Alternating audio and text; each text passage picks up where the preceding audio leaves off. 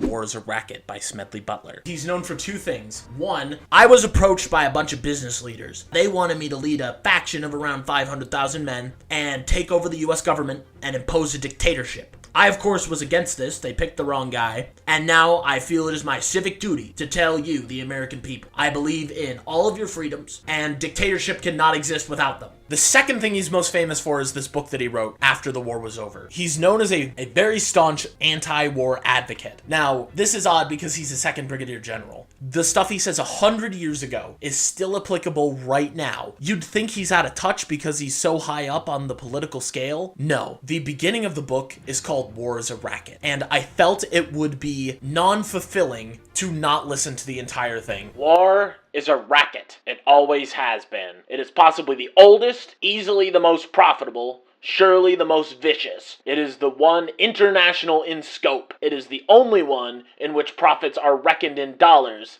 and the losses in lives. A few people make huge fortunes. In the World War, a mere handful garnered the profits of the conflict. At least 21,000 new millionaires and billionaires were made in the United States during the World War. How many of these war millionaires shouldered a rifle? How many of them dug in a trench? How many of them know what it meant to go hungry in a rat-infested dugout? How many of them spent sleepless, frightened nights ducking shells and shrapnel and machine gun bullets? How many of them parried the bayonet thrust of an enemy? How many of them were wounded or killed in battle? For a great many years, as a soldier, I had a suspicion that war was a racket. Not until I retired in civil life did I fully realize it. Now that I see the international war clouds again gathering, as they are today, I must face it and speak out. Yes, they are getting ready for another war. Why shouldn't they? It pays high dividends. But what does it profit the masses? What does it profit the men who are killed? What does it profit the men who are maimed? What does it profit their mothers and sisters, their wives and sweethearts? What does it profit their children? What does it profit anyone except for the few whom war means huge profits? Yes, and what does it profit the nation? We forgot Washington's warning about entangling alliances. We went to war.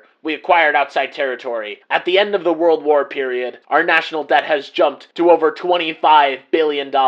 It would have been far cheaper, not to say safer, for the average American who pays the bills to stay out of foreign entanglements. For a very few, this racket, like bootlegging and other underworld rackets, brings fancy profits, but the cost of operations is always transferred to the people who do not profit.